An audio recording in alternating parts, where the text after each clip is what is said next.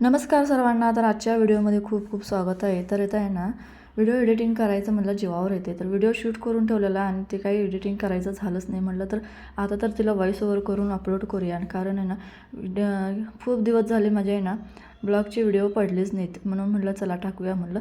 तर इथं आहे ना मस्त नाश्त्यासाठी ढोकळा बनवणार होते. तर ढोकळा तयार करून घेतलं प्रीमिक्स आणि त्याला आहे ना वाफायला ठेवलं. नंतर इकडे भांडी वगैरे घासून घेतली. तवर आहे ना इथं तयार झालं, ढोकळा तयार झाला. तर त्यानं बटाट्याची भाजी करायची होती म्हणून आदल्या दिवशी बटाटे शिजवून ठेवलेलं आणि ते सोलत उभारलेले. तर विराट आला, तिला आंघोळ वगैरे झालेली तिची. तर त्याच्यासाठी ना चहा गरम करायला ठेवला आणि तिला बटाटा सोल म्हणलं तवर दोन. तर तो सोलायला घेतला आणि सांगत चालला की बटाट्याची भाजी अशी कर तशी कर. त्याची चांगलीच मोठी लिस्टच समोर आली. नंतर मग तिला चहा वगैरे गाळून दिला आणि मस्त असं या ढोकळ्याला तडका दिला. तडका दिल्यानंतर असं मस्त अशी स्पॉन्जी आहे ना ढोकळा तयार झाला. नंतर बटाट्याची भाजी करून घेतली.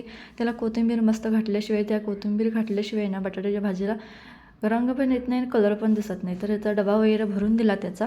आणि आमच्या मम्मीनं बघा इथं काय केली. तर लगेच आहे ना पीठ आणि बटाट्याची भाजी बघितली आणि लगेच त्यानं परोठा करायला घेतली. तर मस्त असे हे दोनच परोठा करून घेतले त्याने, मला एक तिला एक. आणि खरपूस असं हे भाजून घेतलं. तर परोठाला तूप लावल्याशिवाय ना त्याला काय खमंगपणा येतच नाही. तर तुम्ही पण माझ्यावानी तूप लवर आहे का? मला तर आहे ना तूप आहे ना खूप आवडतं आहे. म्हणून पराठाला मस्त असं हे भरपूर असं तूप लावून घेतलं आणि डायरेक्ट प्लेटमध्ये काढून घेतलं. आणि ढोकळा, चहा आणि परोठा असं गरमागरम खाऊन घेतला नाश्ता. तर पहिला बाईट आहे ना ढोकळ्याचा खाऊन बघितलेला, खूप छान झालेला. परवा मी आमच्या गावी गेल्यावर बनवले होते ना, तसंच चव झाली त्याची. नंतर ह्या परोठा आहे ना तव्यामधनं काढल्यामुळं हात बी भाजत होतं आणि तोंडसुद्धा भाजत होतं. खरं खायचं काय सोडचं नव्हतं. तर इथं खाऊन घेतलं, दोन्ही नाश्ता करून घेतलं. नंतर मग पप्पांनी आमच्यासाठी येणार भाजीला वाटाणा आणि टॅमॅटो पाठवून दिलेला. तर टॅमॅटो अजून पिकलं नव्हतं, तर वरच बुट्टीत भरून ठेवलं, धुवून ठेवलं त्याला. गॅस काटा असं छान असं आवरून घेतला. नंतर मग आहे ना इडली आणि आंबोळीसाठी तांदूळ भिजायला घातलं. त्यामध्येच आहे ना नाचणी घालून घेतलं 1 वाटी. आणि बघावं म्हटलं कसं होतं ते.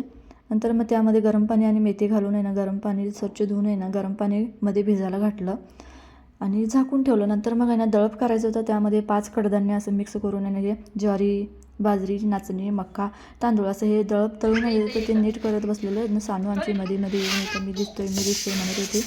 आणि दळप करून ठेवलं. नंतर आहे ना ज्वारी खूप आहे ना नुशा व्हायला, तर त्याला असं हे बोरिंग पावडर लावून आहे ना पोत्यामध्ये भरून ठेवलं आणि हे असं दळप करून ठेवलं. तर असा होता आजचा व्हिडिओ. तर कसा वाटला ते नक्की सांगा. चला तर मग येऊया एक नवीन व्हिडिओसोबत.